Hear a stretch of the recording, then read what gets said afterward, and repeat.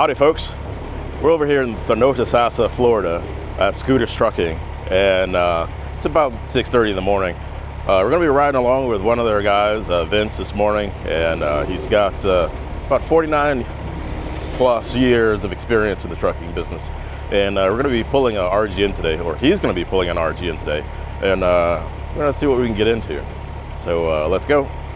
Well, good morning, sir. Good morning, Mr. Chris. How are you today? Good. Where are we going to? We're going to Palmetto today. We're going to pick up a water truck. All right. And that's about it. All right. Put that on the trailer, and I'm not sure about the destination. They hadn't give us one quite just yet. Okay. And for the folks that don't know you, just introduce yourself. I'm Vince. People around here call me JC. I'm an old man. Yeah. I'm 71, 50 years this year. I've been out of this for a little while. I still do a lot of stuff. And I'm nothing special, so don't nobody think that this is a show-off video, because it's not. We're going to get in the truck, we're going to do what we do, go down the road and get it done. That's all we're going to do. Yes, sir. Sounds good. Let's ride. Well, we're cruising south here on 75. The traffic's looking pretty good so far. It's about 7 in the morning, and we're just chit-chatting. And you're mentioning about back in the day with chrome and things of that nature, and you brought up the 75 Chrome Shop. So let's start there with that. Tell me about the 75 Chrome Shop and your experience with that. Well, a lot of people out here today don't realize and have never seen that the 75 Chrome Shop was the big deal in the state of Florida, pretty much, is what I say. The polishing shop that's there now, that was Billy's Chrome Shop. That's all there was. And it was jam-packed with everything, and you had to squirm your way around through there to get what you want, but you got it. And now today, everybody just knows it for what it is now, you know, the big fancy Chrome Shop. So that smaller building that we passed by, that was the Chrome Shop? That was the Chrome Shop back in the day, and now it's just a polish shop. But that's all there really was here for 75 Chrome Shop. We didn't have all this fancy chrome switches, toggle switches. They were plastic, and they had metal flake look in them. And today they have the chrome goes on with set screws to hold it, and they're billet and stainless. And things took a long time to revolve to get to where you are today. And I'll be 50 years this year in September. So what goes on today, these guys are so fortunate out here. They don't have to worry about stopping their truck. They don't have to worry about buying chrome. They can stop anywhere and get it. Life is very simple today. And you mentioned that you guys would go into other stores and find things? We go to Bed and Bath. A friend of mine, I followed him. We went to Bed and Bath at a department store, and he used to make little holes in places on the dash, and we'd put little handles off of dressers and stuff, and just kind of decorate the dash with it. I mean, it sounds silly today, but that's what we did. How did you start driving? How did you end up in a truck driving? I actually was homeless at 14. Okay. And I had a friend of mine, we run together and made ends meet the best we could. And his father had a trucking company in Georgia, and I went with him up there, and they let me work in the warehouse and load and unload trucks, forklifts, and I used to move them, take them to the gas pump, fuel them up. I learned how to hook up trailers, and then I got hooked up with a company called Carpet Transport. I run for them for a very long time. Charles Prater, Buddy Keith, they all took very good care of me. I've been really fortunate. And at what point did you get out on the road and start driving? I went out on the road in 75 at 21. I'd already learned how to drive the trucks, hook up, and I run from Georgia to Florida, and they had several terminals, and up on the East Coast, Baltimore, Michigan, we had terminals in Louisiana, and I started out, but when I was 16, 17, I'd ride with the guys. We'd come to Florida and go back, and I drove. They'd sneak me behind the seat. We'd swap seats, and it took off from there, and I've made a very good living driving trucks. I've been very fortunate for having what I have with people I don't have a bad reputation for doing anything really stupid, but the people I've worked for, this is my 4th job in my life. How many people can say that at 71 years old? Yeah. This is 4 jobs. Wow. So what was it like when you started driving? You said at 21?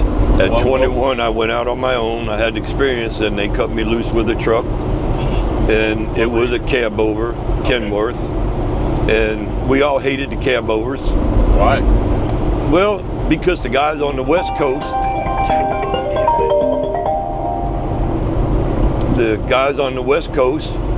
they were running conventional trucks. They had the trailers. Well, on the East Coast back in the day, we had length laws. Art State Real Estate. Sorry about that. Back in the day, you knew who ran where, because if you had a hood truck, they run west. We had length laws and restrictions running on the East Coast. So we didn't want the cab overs. We didn't want the either plastic hood trucks. We wanted a hood truck. And today, I would love to have a cab over truck. We didn't like it then, but now we want it because it's cool. If you meet 10 drivers driving a Peterbilt and they could have a Peterbilt cab over, half them guys would say, yeah, I'd take that bad. Yes, sir. Absolutely. What was it like driving once you did get out onto the road at 21? What was it like, traveling and things like that? Well, compared to today's time, it was really rough, but back then it really wasn't to us, because that's how it was.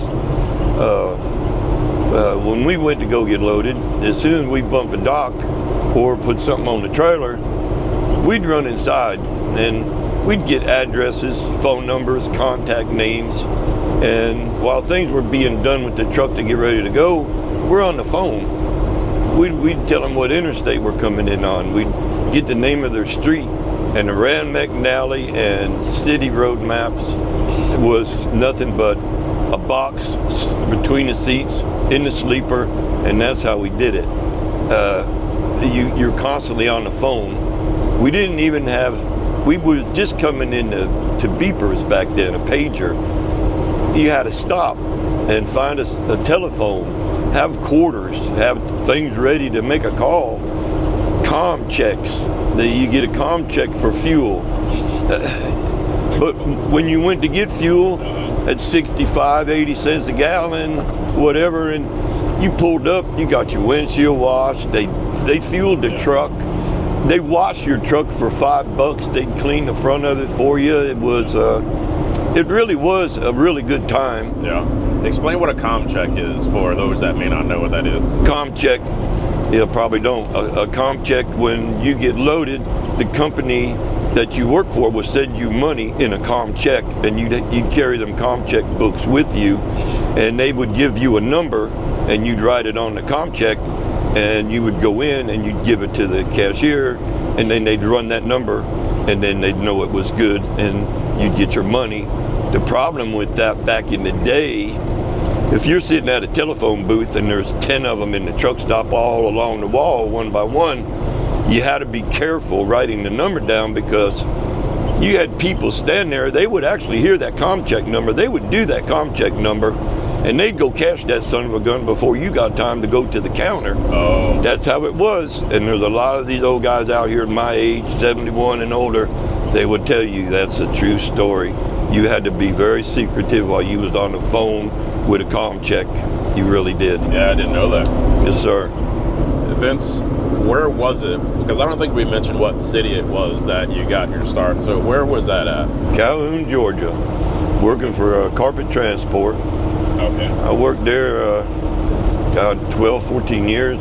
I thought that would be my last job, and they went out of business, and started off in cab overs. Actually, started off in cab over GMC, and we hauled carpet back and forth to Florida.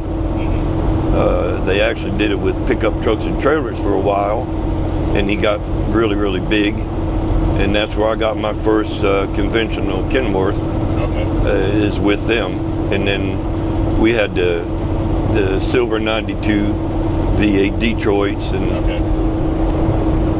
then we we got moved up and we got Aerodyne sleepers, and it just escalated from there. And then I come back to Florida and I went doing equipment and running trucks for Sabrina Trucking, and I worked a lot for Scotty, which he owns a tire shop here in Plant City, and I run a little flatbed for him on the side, and pretty much that pretty much sums it up. I've been all over the country. So what was it like traveling, from city to city back in the day? What were the roads like and things? Actually, the roads weren't as bad, I don't think, then as they are now. They're bigger and wider, but all they did was the traffic is just really just got so bad. But a road to Atlas, the Rand McNally, you had to have the Rand McNally, and I would map myself out on the map, and my scales were how far I was going. We didn't worry about parking. I don't believe I've ever had a hard time parking back in the day. Now, I haven't run the road for almost 9 years now, so I can't picture myself going back out on the road and fighting like they have to do today. I know it's a lot of aggravation for a lot of people, but I don't think I'd want to do that, Chris. I think I'd rather stay here now, and I'd like to do this till I'm 75. And I do the triaxle dump, the end dump, and like today, they let me come out and stretch out and get back in the groove a little bit. I have a good time with it. I'm nothing special. I ain't no professional. I'm just an old guy still trying to make it, Chris. That's about it. Well, you done made it. Now we're learning from you, so that's what we're here for, to hear these stories. Yeah. So we're just about to where we need to be. So we're going to get our machine here all loaded up and head her back. You're heading north? Yes, sir. All right. Going back north.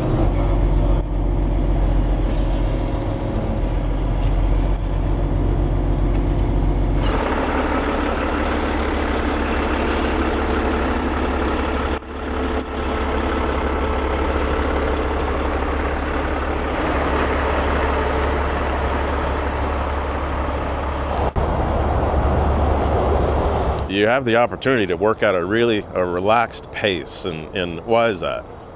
The fellow that I work for, Scott Donaldson, that Scooter, that owns the company, I've had several health issues in the past. I fought a little cancer. I have had a heart attack. I come out of everything really fortunate and good. This boy here that owns the company here is bared with me through going in for chemo, my heart attacks, whatever, and my health came back strong. I actually feel 100% better than I did. I do the Landau for him a lot. I do the frameless dumps. I do his dump truck. Scott's been 20 years. It comes from his grandfather's company. He brought me over here, and I have the best of everything to drive. I have nothing to complain about. The money's good, the people are good, all the drivers are good. Well, Chris, I'd like to bring the guy in that runs this truck and trailer. It was bought for him to operate, and I appreciate him letting me come out here with him and do what I want to do, and he puts up with me. It's more or less is what he does. He puts up with me. He's over there laughing off camera. This is Chris. This is Richard, Chris. And he actually does this. Let's step it a little further. He actually does this on a daily basis. He's done it for years. He's very bright. He's intelligent. He knows about permits. He knows what he can and can't haul. I really can't say enough about the man, honestly. I really can't. All right.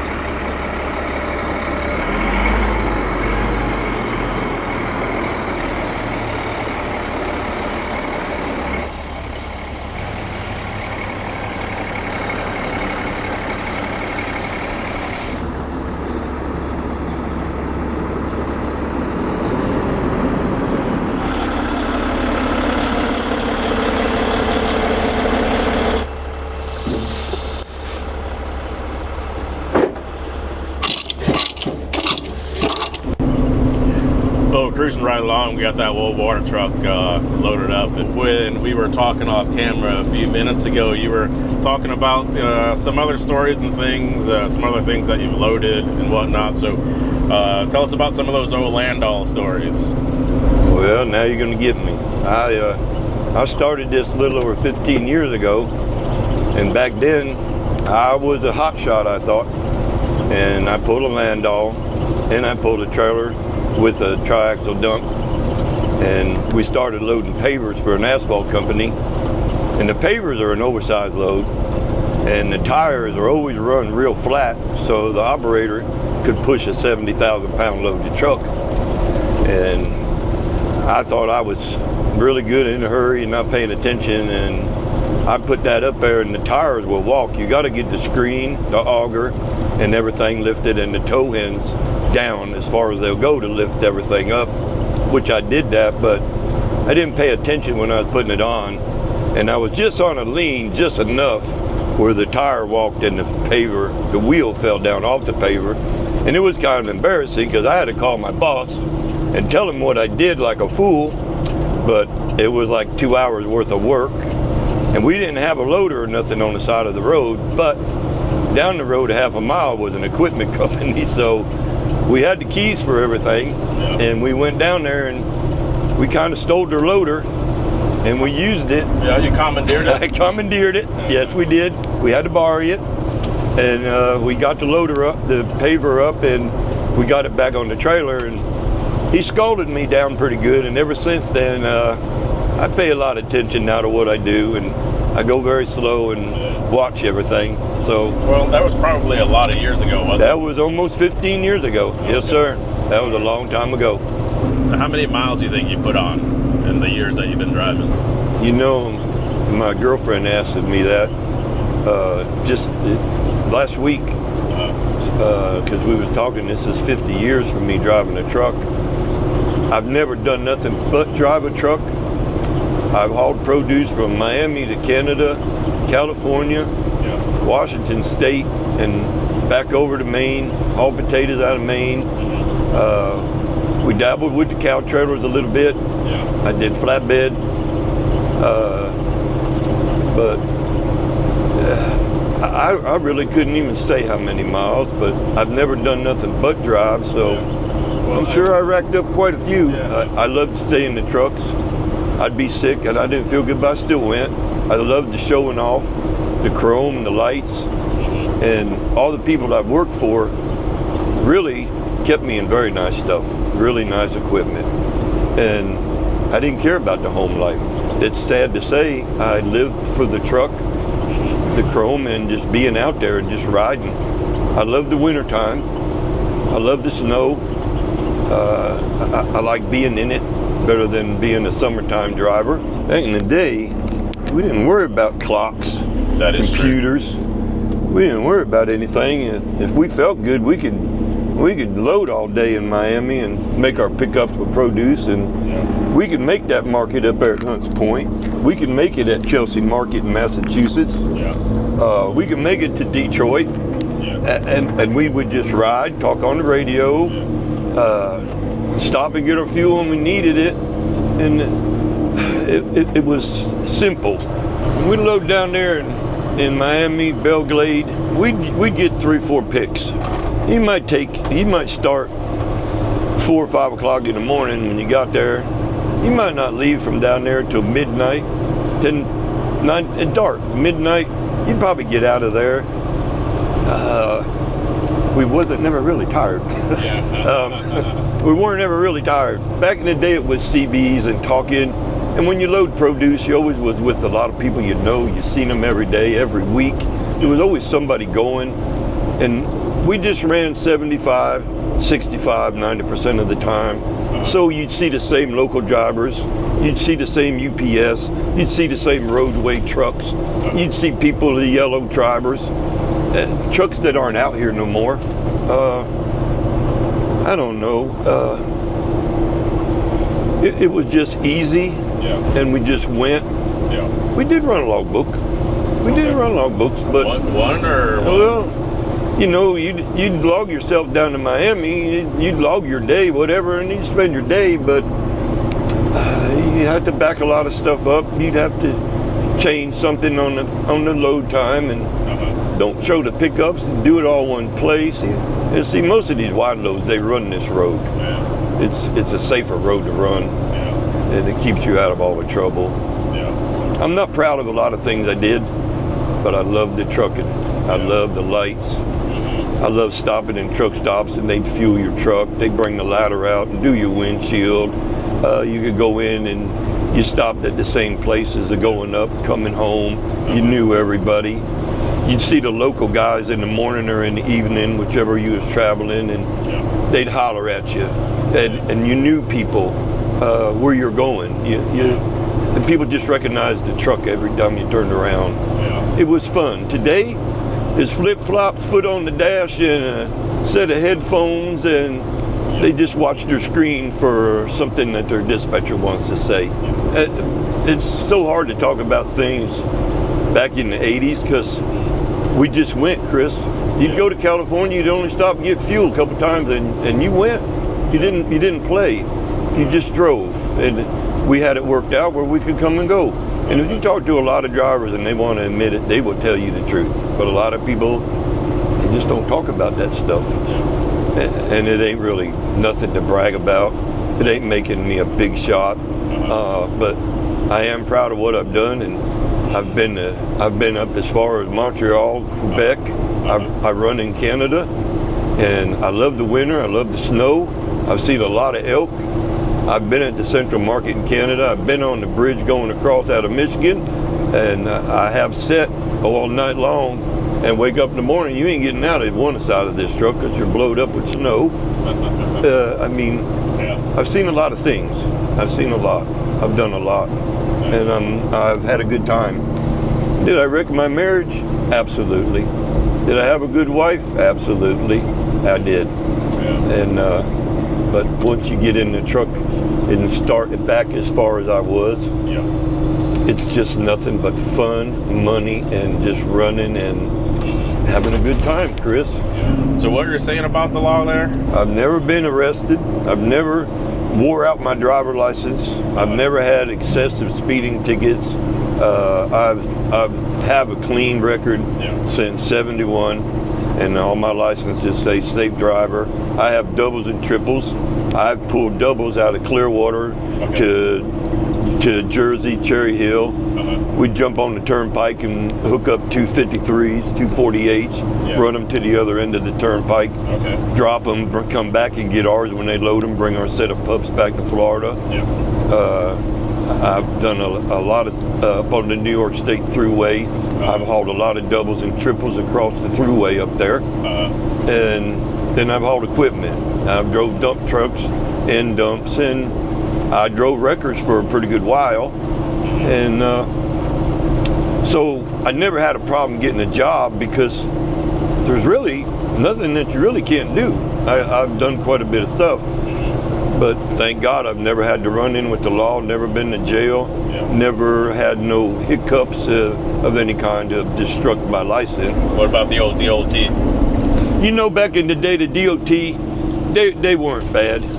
I've been stopped by the DOT. They wasn't much of nothing. They just wanted to talk to you and check, do what they needed to do. Today, they want to get in the truck and sit on your lap. They want to talk to you. It's like they want to hug you and be your friend. It's really insane. It is. Hold on just a minute. All right. Well, we're getting close to where we need to drop this machine then, huh? Yeah. All right. Right up here.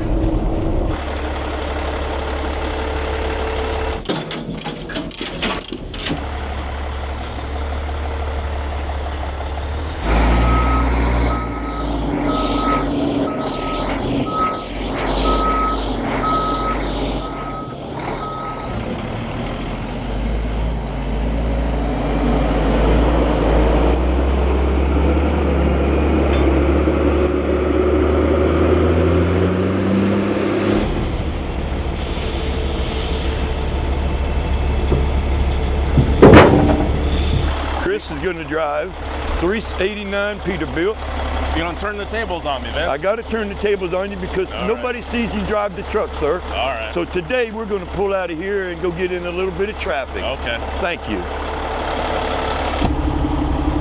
Chris from Big Rig Videos is not going to be driving his black Dodge Magnum today. We turned the tables on him, and Chris is actually going to be driving a 389 extended hood, 18 speed, 565 Cummins with a 3-axle, and we're on 7 axles totaled. This was not the plan today. Not the plan, Christopher, but you're driving with a 71-year-old man and a young whippersnapper, and you're going to do what we ask you, or you're not going home. Is that so? That's so. You don't go unless you drive. All right. No, sir. By God, that man know how to shift. We got to watch this. Look at Christopher go there. He got it. 18 speed to life. We got it. Not many people got to see this part of you, Chris. You're always riding your car. Yeah, I think the last time I drove was 2016, 2017. It was one of J&L Contracting's truck called Contender. We're gonna knock a little dust off of you today, old man. Yes, sir. Get a little dust off of you today. Yep.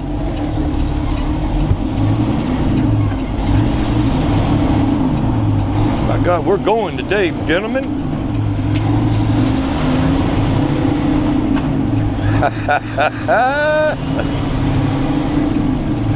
Man got his shit together today.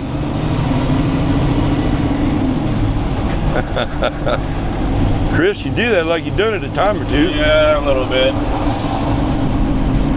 Does it feel pretty good just to get out here and have a break? I'm not gonna lie, it does feel good. There you go. You threw me a curveball today, but I'm not complaining. Actually, we just wanted to see if you could really get it done. Hopefully I didn't disappoint. You got it. Okay. 18 on 7 axles. Yes, Chris sir. has got it under control. Yes, sir. Tell you what, this is a good cruising truck. I'm not gonna lie. I'm enjoying this. Well, and now that we're on the topic of the truck, tell us about the truck itself. The truck itself is a 2021 Peterbilt 389. It's got the X15 Anniversary Edition High Performance 565 horsepower X15 motor. It's got an Fuller 18-speed transmission manual, 411 rears. It's 293 or 295 inch wheelbase. We got a 25K steer axle. We got a 20K pusher axle. And we have 46K rears. We're pulling a 2017 Fontaine magnitude 55 ton. Triple axles. We're good to 66,000 on the trailer groupings, and we're good to 66,000 on the actual tractor Tridem, and we're good to 20K on the steers. What do you got to say, Chris? We need some input. Well, I mean, this is the first time seeing. Thank you. This is the first time seeing any of the trucks that Scooters runs. All of the equipment looks nice. When I pulled in, all the trucks were lit up nice. We go a lot of off-road. A lot of the trucks, they stay in a lot of dirt pits, and they do a lot of muck and mud a lot. So it is hard to keep a lot of them clean, but well, you guys do a great job, and I gotta give it a shout out to Scott and the company as a whole for running good equipment, because that you guys say it all the time. It's your business card. It's how people recognize you by the truck, but also the quality that the company's going to provide. So it's cool to see you guys running some good looking stuff. Chris, how'd you get into doing this? How'd you get into videoing and getting in with truck drivers and set up your car and everything? How did all that really come about? Does anybody really know what Christopher? Yeah, there's a couple of stories out there.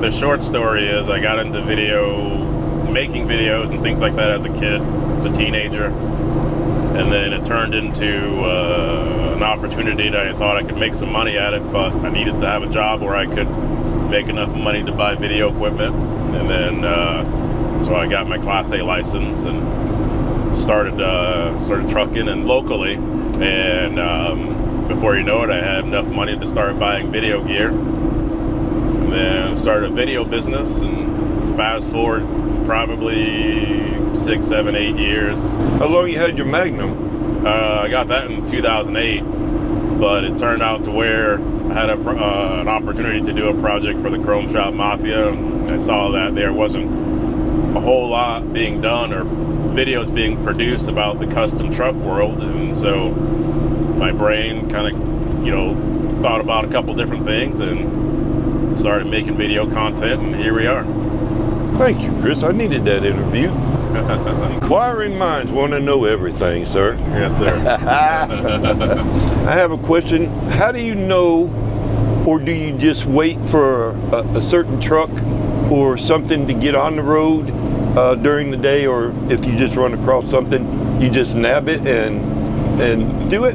How would that work? All right. Well, sometimes if I could plan a film, like today we planned this, obviously. In other cases, if I'm at a show, after the truck show, I'll plan something with a guy and we'll do that.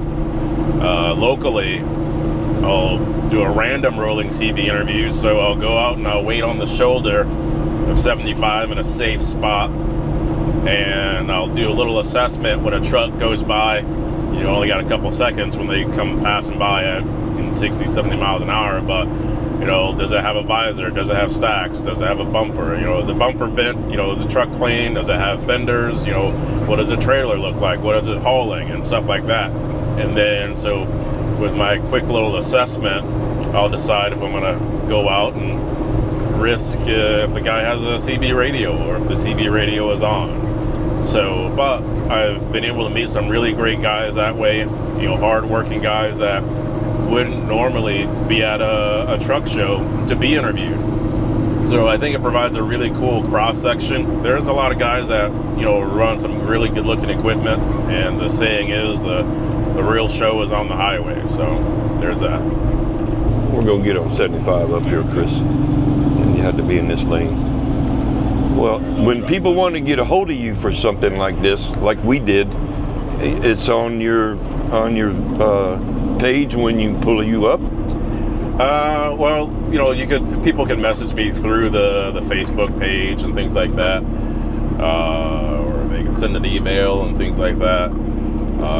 I'll eventually be able to return the email or return the message and stuff like that. So, well, Richard, thanks for letting me hop in the truck behind the wheel. That was very unexpected. But tell the folks about how you got into driving, trucking and everything. Oh Lord, my whole family was truck drivers. My uncle actually threw me in a truck when I was 16, and I started there. That was little stuff. He just let me drive the truck around. But that actually started the actual feed into it. After that, I got into towing. I worked, drove light duty, medium duty, heavy wreckers, and kind of worked my way up. And eventually I got tired of driving tow trucks because it's round the clock. Yeah. And I said, well, I'm going to go get my CDL. And I'm going to go back. I'm going to go drive big trucks. Yeah, there you go. Doing it ever since. Very doing cool. it since I was young. How many years? Almost 20. Right at 20. Like, it was about 21. I'm 41, so right at 20 years. So what areas did you run mostly? I've ran the entire country, Mexico, Canada. I spent 10 years up in the Boston area driving tow trucks up there when I was younger. 16 to 26, I was in the Boston, Massachusetts area. Just drove a lot of tow trucks and bebopped around. And then I came back south and went long haul over the road. Well, there you go. That'd be a good video.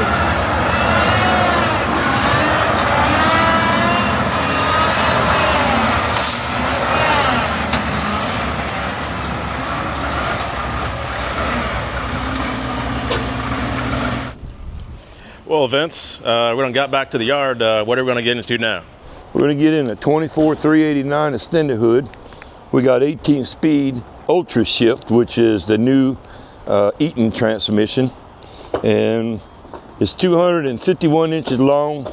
It's got a 30-yard box, which is longer than most, which are 18 to 20. So you got 40 yards to put on here, but you still only can grow 70,000 pounds. So it doesn't matter how long or how big you are, you still got the weight limit. Well, this truck is sharp. And you haul with this truck? I haul only with this truck, yes. This is the only one I drive. Well, there's some evidence that it does some work. Other than that, this truck is We do a lot of big concrete slab work, but the tailgate opens up as a barn door, just like you would in your house. And he waited 14 months for this. Extended cab, extended roof. It's basically just a tractor. He has it as his dump truck.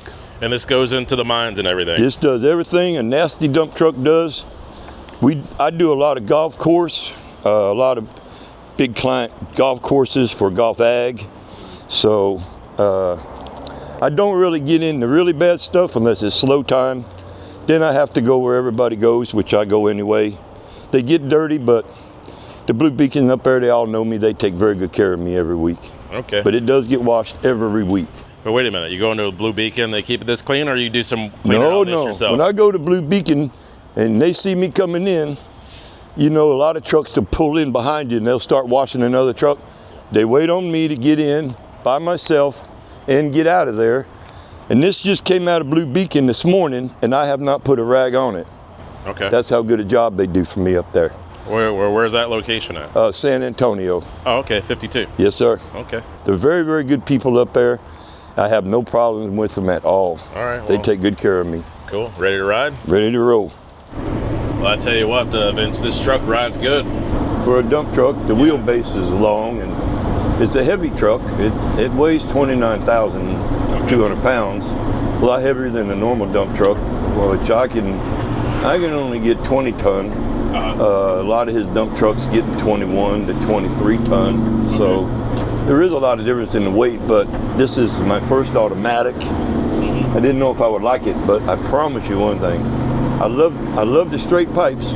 I like shifting, but being 71 right now and automatic and the quietness in the truck, I don't think I really want to go back to a standard shift again. Yeah, this is just like riding in a car or a truck. Yep. I mean, well, what's your impression of this? It could be a dump truck or a tractor. It's the same thing as what we just got out of, except I have extended roof and I have all the cabinets like a road truck would have. You don't see that in dump trucks. No. He ordered everything for this truck and he paid a lot of money for it. But like he says, this is his and my retirement truck, and that's why I put the name on the hood one more time, because I'll never live long enough to see another brand new truck. I'll never get another one. Yeah. And the 589 is the new Peterbilt come out. Oh my God, they look like a Volvo inside. It's pretty nasty looking inside. You're not impressed? No, and I don't like the solid windshield. I like the split. Yeah. And 589 has the dash comes way out, like the Volvo, kind of in a way. Yeah. But I'm an old man, so I like to still stay with the old school. Yeah. How many miles does this thing have on it? 56,000. I've had it just a little over 5 months now. Put a lot of miles. Some days we do 400. We can rack up some miles real quick, even though it's a dump truck. Okay. We travel a lot. Okay. So then the culture of working for scooters, you know, what would a guy expect if they wanted to, you know, try to get a job here? What do they enjoy? They'd enjoy the job. The trucks are real nice trucks. He takes care of everything. We have some nice trucks on the road. He's got like 35 trucks running almost every day. We run all over the state of Florida. Wherever they want us to go, we go. The money is great. I just and get into what it is, but myself and most of the drivers, we make more a week than most dump truck people do. He's very, very, what do you call it? He's gracious with the money? Yes, that'd be good. He's gracious with the money. Yeah, we all argue amongst each other. Yeah, we all do have a little spats now and then, and we don't talk to each other once in a while. We do piss each other off, but I guess that's everywhere you go, you know? Would you recommend a guy try to get a job here or what? Oh yeah, definitely. He's very generous with what he does, and we have a good time, honestly. Yeah. We really do. Earlier off camera you said that you start your day really early in the morning. I get up at 1:30 in the morning. Myself, I'm 71, so I have to get up, regroup, have my coffee. I have to sit for 30, 40 minutes and relax and let myself go, get a shower. But most of the truck, almost all his drivers are at the mine every morning by 4 o'clock. The mine opens up at 5, we're there by 4. We're always an hour early. And most everywhere we go, and all the drivers have at least a 40-minute ride, like today.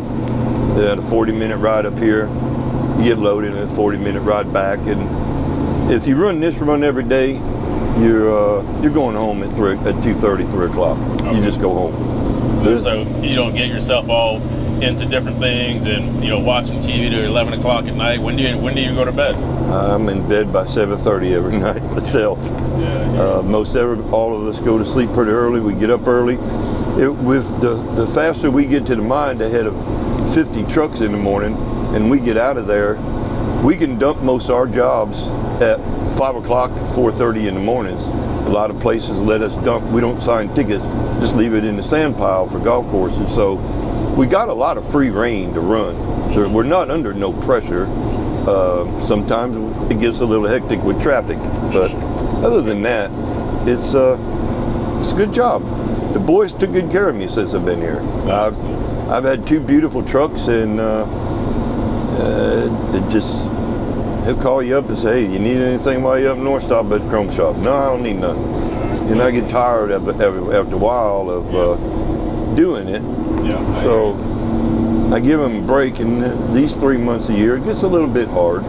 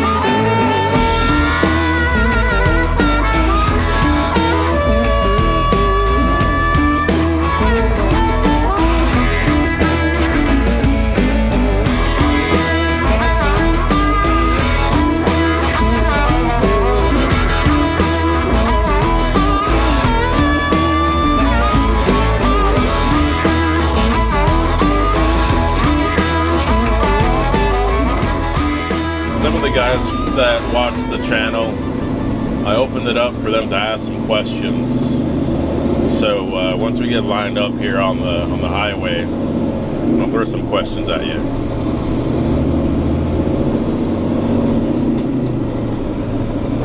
Oh, Chris.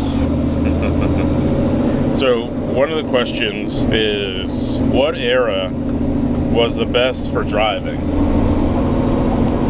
I think the 70s to the 90s was the best. Everything started changing after that. Trucks, engines, different things. It would have been nice to have a cell phone now and then, but we didn't have. We had pagers and had to stop, but I love the 70s up to the early 90s. Yeah. I think that was the best time. Okay.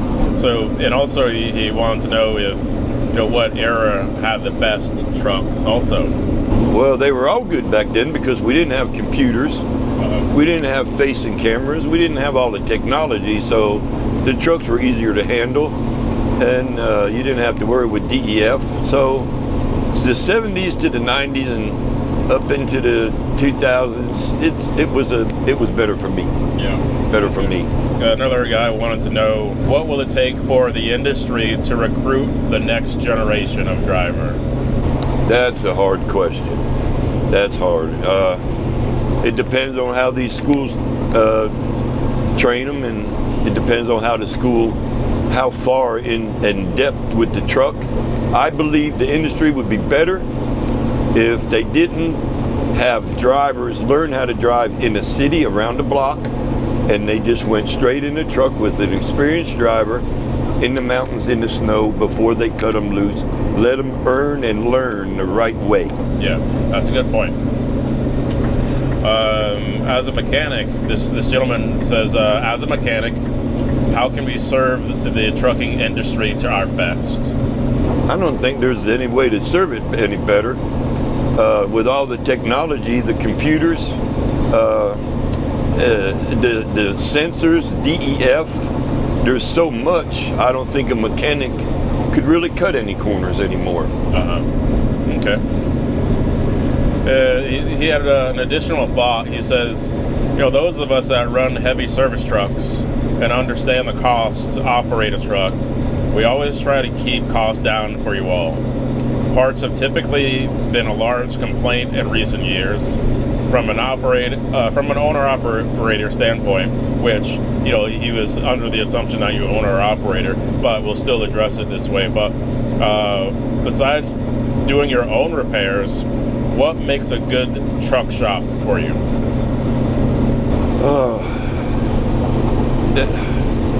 It's a little hard to answer. There again, the parts are expensive. You got fuel to come to me. You got labor you have to run for my parts. So I really don't think a mechanic, even today, can cut the cost much cheaper than what it is now, even though they try hard. Yeah, it is. I think we all have our hands tied when it comes to that, Yes, we do. Okay, next question. Should highway speed limits be raised since safety specs on trucks have increased? Personally, I think 70 miles an hour is a good speed. I never was one for speed. I've drove since 1975, 50-year anniversary this year, and I never was really into speed. It's just maintain what you have and stay in the truck. Yeah, I hear you. Okay, next question. Do you have to take specific roads that do not have low clearance bridges for the taller equipment? So back in the day, what'd you have to deal with? Back in the day, we didn't have a lot of what we have now to guide us through with GPS. We had escorts, but they weren't equipped like they are today. So a lot of it was, we're hoping this works, honestly. Yeah. Honestly. So this next fella wanted to know, have you ever driven a truck with two shifters while hauling heavy? I run a Mack Superliner truck, and it had a 5-speed main and it had a 4-speed auxiliary. So that gives you 22, whatever. You can shift all the gears. Today Now it's just pick the button and drive. So it wasn't really that big of a deal. Yeah. So how was it? He wanted to know how was it compared to an 18 speed? Compared today, I wish I had one because they're fun. Yeah. Back then they were a little bit of a hassle, but it's not much different. As long as the guys aren't trying to show off on a video with two hands and between the wheel, that's really not all that necessary. I'm sorry. It looks cool, but not necessary. Looks good in a video. Yeah, the fellow wanted to know, was it ever necessary to shift while making turns? If you drove the truck the right way, you'd be in the right gear when you got to where you was going. Yes, sir. And you would not have to worry about nothing but your auxiliary, and you had 4 shifts on that, so that was very easy to do. Got it. This next fellow wants to know, how long do you plan to keep trucking for? As long as God gets me up in the morning and I can put my boots on, I'm coming to work. Yes, sir. That's it. All right. What was the best truck stop that you went to back in the day? Union 76 and the Truck Stops of America, the TAs. Them were the 2 best I think of all. The TA truck stop always had the best cooked food. Union 76 also had a good diner. I think it's the 76 and the TA. I think that we do. All right. Well, that concludes the questions from the viewers. We're going to go ahead and truck it on west on old I-4. You got it, sir. All right. Let's go. What do you like to get into when you're not trucking? Harley Davidson. Yeah. Riding at a motorcycle. What do you got? I've got a street glide and an electric glide. Now the motorcycles, I don't like nothing newer than a 12 to 13. I only prefer the 103 engines. I like the fairing on them. I like looking at my manual gauges. So I'm old school. So if you ever see me on a Harley, and I've been riding for 33 years, it's going to be a 12 or a 13 or lower, because I like the old school bike. I grew up with that era of motorcycle. I like it. Okay. Now, explain the difference between you said a street glide and the electric glide. Well, I have no clue. The electric glide comes with CB radios. It comes with everything, which I buy them because once people get done with them, they're pretty cheap to buy. Okay. And I strip it down. I take everything off. I cut all the wires. I put my custom fenders on the front and the back. I put my 2140 spoke rim on the front, and I have it painted pearl white. Everything I own is going to be pearl white. Okay. The street glide is underneath of a road glide. Actually, I don't know how to. The street glide and a road glide is like you have a Ford Galaxy and I got a Ford LTD. That's basically how that works. But the street glide is good for me. I like turning the handlebars and being able to view the headlight where I want to go. It's a little more comfortable for me. Yeah. Okay. Anything else that you get into hobby-wise? My golf carts. I love customed out golf carts. I got a golf cart, and boys, I got a Peterbilt mud flap on the back of it with a chrome weight. Do you now? I got chicken lights on it, and when I ride around in my neighborhood, they call me Hollywood, Peterbilt Hollywood. Nice. I am an old man from the 70s, and I believe in having everything I want.